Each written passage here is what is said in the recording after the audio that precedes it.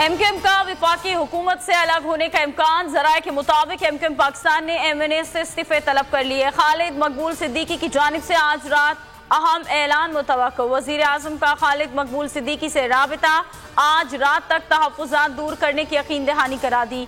ज़राए के मुताबिक मुत्तहिदा का वफ़द कल वज़ीर आज़म से मुलाकात करेगा। मुलाकात इस्लामाबाद में होगी। पंजाब के बाद वफाक में सरप्राइज की तैयारी। कप्तान का वज़ीर आज़म से एतमाद का वोट लेने पर गौर। सदर वज़ीर आज़म को एतमाद का वोट लेने का कह सकते हैं। इमरान खान के करीबी साथियों से मुशावरत। हुकूमती इत्तेहाद में 13 अरकान कौमी असम्बली की नाराजगी का इंकशाफ। ज़राए का कहना है इत्तेहादियों के भी शहबाज शरीफ से कई मामलात पर तहफ़्फ़ुज़ात हैं। एतमाद के वोट पर मुश्किलात का शिकार हो सकते हैं।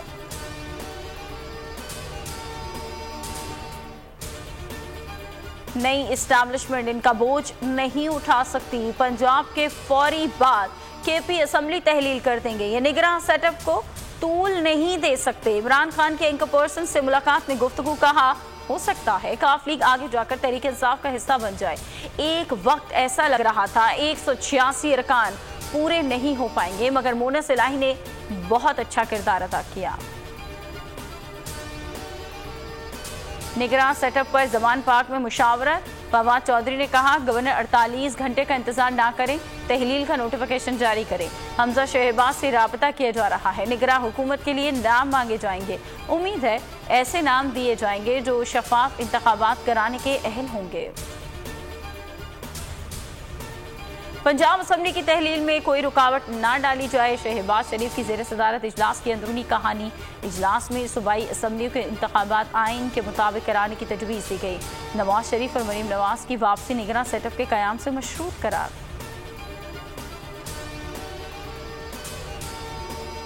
पंजाब में शिकस्त के बाद नून लीग इलेक्शन के लिए तैयार। ख्वाजा आसिफ कहते हैं वज़ीर आला की समरी पर वही होगा जो आइन और कानून कहता है। इलेक्शन से घबराने वाले नहीं। अताउल्लाह तारड़ ने कहा नून लीग हर हवाले से मुतहरिक है। आने वाले दिनों में हर किस्म के हालात का मुकाबला करेंगे। तहरीक इंसाफ का पार्टी पॉलिसी से मुनहरिफ अरकान के खिलाफ एक्शन। एतमाद के वोट के दौरान गैर हाजिरी पर मोमिना वहीद और फैसल फारूक चीमा को शो कॉज नोटिस। दोनों अरकान जाती हैसियत में इमरान खान के रूबरू तलब। आर्टिकल 63A के तहत कार्रवाई का इंदिया। इंतखाबात 15 जनवरी को ही होंगे। इलेक्शन कमीशन ने 2 टोक फैसला सुना दिया। हंगामी इजलास में सिंध हुकूमत के इकदाम पर गौर। इलेक्शन कमीशन के मुताबिक फौज रेंजर्स की तैनाती के लिए वजारत दिफा को भी खत लिखा जाएगा। बल्दियाती इंतखाबात के लिए जुडिशल ऑर्डर जारी। बल्दियाती इलेक्शन के पेश नज़र हफ्ते की छुट्टी का नोटिफिकेशन जारी कर दिया गया। इंतखाबी सामान की तरसील कल होगी। सिंध हुकूमत नोटिफिकेशन वापस ले सकती है। शर्जील मेमन कहते हैं इलेक्शन कमीशन हल्का बंदियों के नोटिफिकेशन को मुस्तरद नहीं कर सकता। एमक्यूएम के मुतालबे पर हल्का बंदियों का नोटिफिकेशन वापस लिया।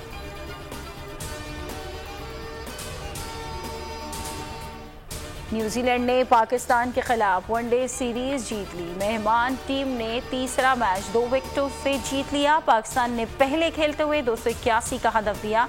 न्यूजीलैंड ने 8 विकेटों के नुकसान पर हदफ पूरा कर लिया। हेडलाइंस आप जान चुके, अब आप देख सकेंगे प्रोग्राम नेशनल डिबेट। किसी भी खबर के लिए विजिट कीजिए हमारी वेबसाइट bolnews.com और देखते रहिए सिर्फ बोल न्यूज।